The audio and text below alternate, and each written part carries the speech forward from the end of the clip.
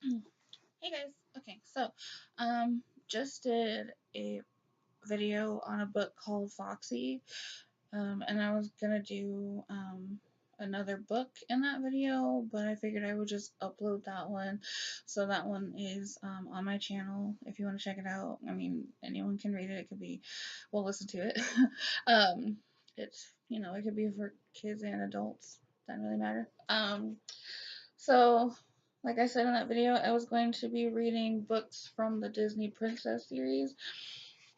And this one is Belle, the Mysterious Message. And then this is what the front looks like. It's got Belle and Chip, I think. Oh, Cogsworth and everybody up there. So, yeah. This one, it's not really like. The pictures are kind of small, so I'm not really gonna probably show pictures. I'm probably just gonna read. So, and this is Belle, the Mysterious Message by Kitty Richards, illustrated by Studio IBOIX and the Disney Storybook artist. I don't even know if you're ever gonna be able to see that little picture. Like I kid you not, the pictures are so small. So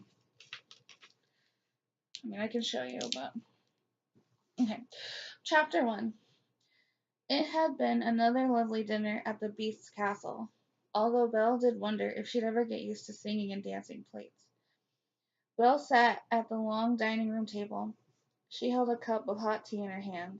The Beast had gone off to bed long ago. Most of the dishes, forks,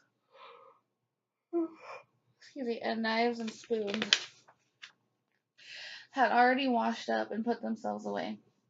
Belle took one last sip and set the teacup on the table.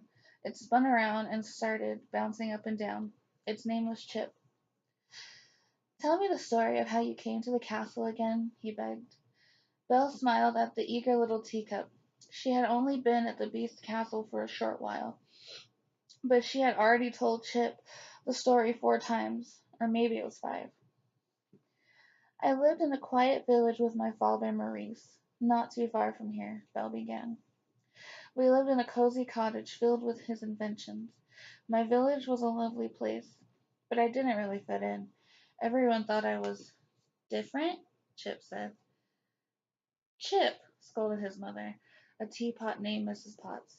"Let Belle tell the story. It's impolite to interrupt." "It's all right, Mrs. Potts," Belle said. She turned back to Chip. "Yes, they did think I was different, mostly because I love books so much," Belle smiled. Where was I? Oh. "Every time I started a new story, I was off on another adventure. But I still hoped for some real excitement in my life." She paused for a moment. "And then your father got lost on his way to the fair," Chip said. "And then my father got lost on his way to the fair," Belle continued. "And when he didn't come home, I grew worried. So I set out to find him." She took a deep breath. No matter how many times she told the story, this part always upset her. "And I found him. He was locked in a cell in the castle tower." Chip nodded. "And then the master showed up, and you were scared," he said. "I was pretty scared," Belle admitted. By now she had gotten used to the beast's fearsome appearance, but at first it had been pretty shocking. "But then you were very brave, and told master you would switch places with your father," Chip said. "That's true." "The beast agreed and sent my father home," Belle replied. "And then you found us," Chip said excitedly. "And we're all enchanted, and you were very surprised." "Yes," Belle agreed. "I was very surprised to find a house full of enchanted objects." Chip nodded wisely.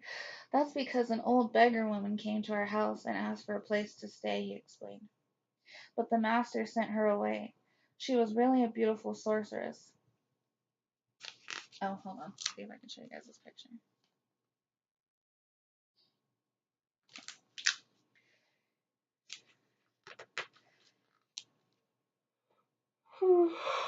Oh, goodness.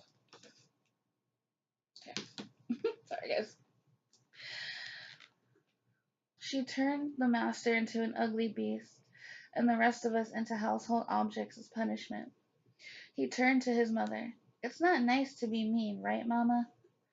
It's always best to be kind to everyone, said Mrs. Potts briskly, no matter what they may look like, she sighed. Now off to the tub with you, Chip. It's almost bedtime. Ah, Mama, said Chip, but he could tell his mother meant business. Okay, he said sadly. See you tomorrow, Belle. He hopped down the table toward the kitchen. Mrs. Potts took a deep breath. Belle did not know the whole story. The girl did not realize. Sorry about the yawning, guys. The girl did not realize that there was a time limit on the sorceress's enchantment. There was a magical rose hidden in the west wing of the beast's castle. The beast had to fall in love and get the girl to love him. Then he would turn back into a handsome prince. And he had to do it before his 21st birthday. That's when the last petal would fall off the magical rose. If the beast didn't fall in love, he and all the household objects would stay the way they were, forever. Mrs. Potts was a cheerful, no-nonsense teapot, but she certainly did not want to be a piece of china for the rest of her life. So Mrs. Potts and all the household objects in the castle were hoping against hope that the master and Belle would fall in love. Then the spell would be broken. The two were becoming friendly, but it seemed nearly impossible that a beautiful girl like Belle would ever fall in love with an ugly beast. Good night. See you tomorrow, Belle. Oh, sorry. Good night. See you tomorrow, Belle said to Mrs. Potts as she stood up. Lumiere the candelabra appeared at Belle's elbow. Mademoiselle, may I be of service? He asked with a deep bow. That would be lovely, Lumiere, Belle said. I think I'd like to read a bit before bed. Let's go to the library. With pleasure, Lumiere replied. Belle picked up the candelabra and walked out into the hallway.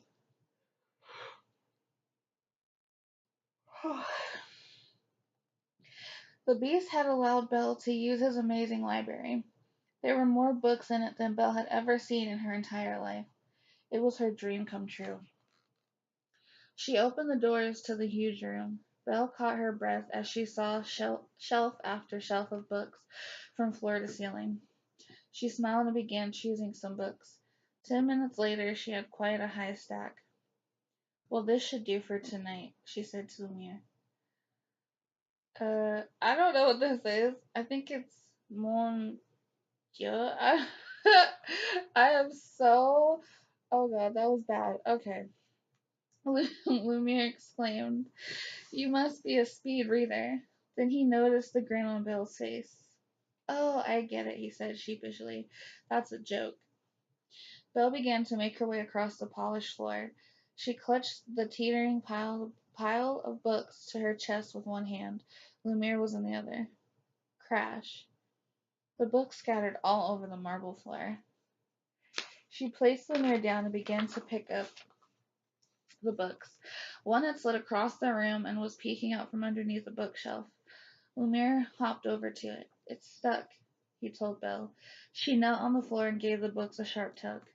Then she peered under the shelf. I think there's something else under here, she said. She reached down and grabbed a dusty old book with a torn cover. She blew on it, sending the dust flying. Lumiere sneezed. Bless you, Lumiere, Belle said. But look at this. I'll bet this has been under that bookshelf for quite a long time. There was a knight and a dragon on the cover. The knight had a terrified look on his face. Belle laughed and added it to her pile. She picked up Lumiere and carefully headed upstairs. Okay. Oh, this picture's a little bit better. It's bigger. You see that? Okay. I'm trying to make sure I have it in the frame correctly.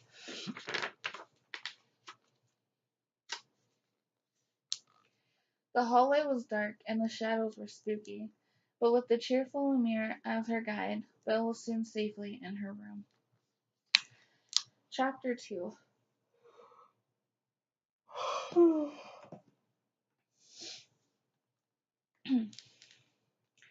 Belle sat on the edge of her bed wearing a soft nightgown with a pretty pink pattern.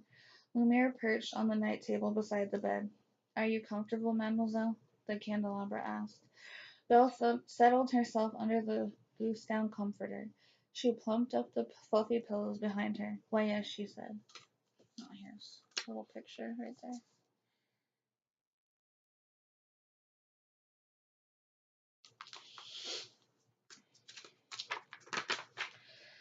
I feel like a princess. She reached over to the pile of books next to the bed. Romance, adventure, fables. What shall I read first? She wondered aloud.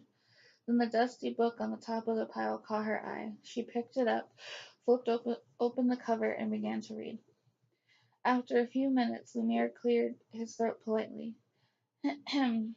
I hate to be so bold, mon chéri, but perhaps you could read out loud? He asked. Belle smiled. How silly of me, of course. She was delighted that her new friend was interested in books too. She started again from the beginning. Once upon a time, in a faraway land, there lived a handsome young knight named William. He was kind and fair, and had a very good sense of humor. He was nice to animals and small children, and he was well known for baking the finest 4 and 20 blackbird pie in the countryside. Um, but there was just one problem. Sorry, I was checking my phone, guys. Um, he was terrified of dragons. Even the sight of a small lizard would make him break out in a cold sweat. Luckily for him, he had never had to face one of the horrifying creatures. Then one day, that all changed. Belle giggled. What a funny story. How Chip would love it. Perhaps she would read it to him tomorrow at breakfast. Go on, said Lumiere, leaning forward. Belle kept reading. William was out on his horse, midnight, looking for adventure. It was a beautiful summer day, which quickly became a sticky, hot summer afternoon. William stopped to let his horse get a drink of water. As midnight drank, William began eyeing the cool, clear water. Perhaps he would go for a quick swim to cool off. First he took off his gloves, or gauntlets. Next he removed his helmet and breastplate, and then struggled out of the rest. It was tiring work. Finally he was down to his long underwear when he heard a giggle. William dove behind a nearby bush. Who goes there? He shouted. It is I, Princess Isabella, came the reply. The voice was very sweet and pretty. William peered around the bush. A beautiful princess with long golden hair was standing there, her hands on her hips. She looked as if she was trying hard not to laugh. His face burned with embarrassment. I beg your pardon, Princess, William said. If you would just hand me my armor, I would be very pleased to make your acquaintance. There's the picture of her reading the book. The princess laughed as she gathered the various pieces of William's suit of armor. When he was finally dressed, he stepped out from behind the bush and gave a deep bow. Sir William, at your service, he said. William's breastplate was on backward, but Princess Isabella was too polite to point that out.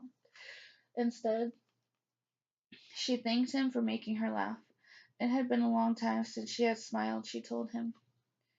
I am very glad to have brought you merriment, said William. But why, pray tell, have you been so sad? A terrible dragon has been terrorizing my father's kingdom, she explained. My father has promised my hand in marriage to the first knight who can defeat him. But Sir Helotus is the only knight brave enough to take my father up on his challenge. And I don't like Sir Helotus at all. He has breath worse than a fire-breathing dragon. William felt his knees begin to knock together with fright. His worst fear. Yikes, he thought. But he smiled bravely and said, Dragon?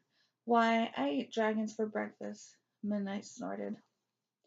Belle took a deep breath. The handsome young knight was certainly in trouble. She turned to Lumiere. He was leaning forward so far he looked as if he was about to topple off the nightstand. Shall I keep reading? She teased. Or perhaps it's time for bed. No, no, Lumiere cried. Keep reading. I am on the edge of my seat. I mean nightstand. Belle returned to the story. Luckily, the princess was as smart and brave as she was beautiful. She paid a visit to a wizard, who gave her a cap of invisibility for the night to wear. Belle lowered her voice as she read. Good luck, my brave knight, Prince Isabella said, holding up the small cap. Sir William put on a brave smile for his princess. He lowered his head, and Isabella placed the cap upon it. Poof! Just like that, he vanished. William, are you there? She asked worriedly. Why, yes, I am, dear Isabella, the young knight replied. I am sorry if I frightened you by disappearing like that. He reached up and plucked the cap off of his head. Oh, here's that picture.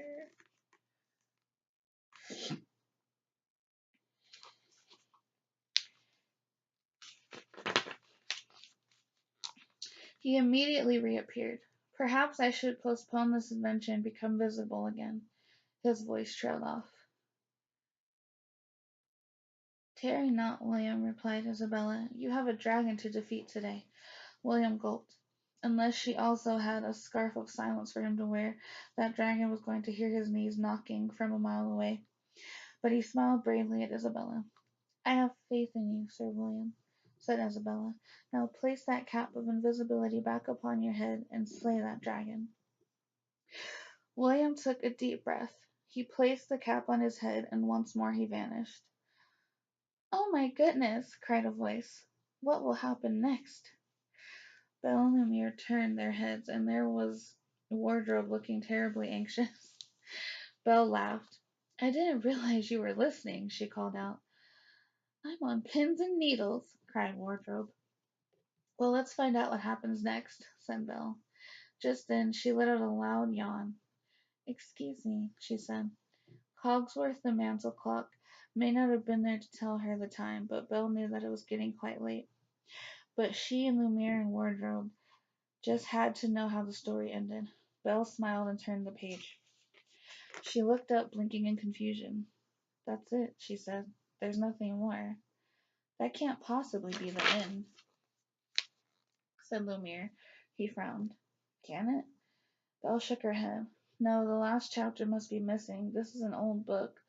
Perhaps the pages fell out. She closed the book.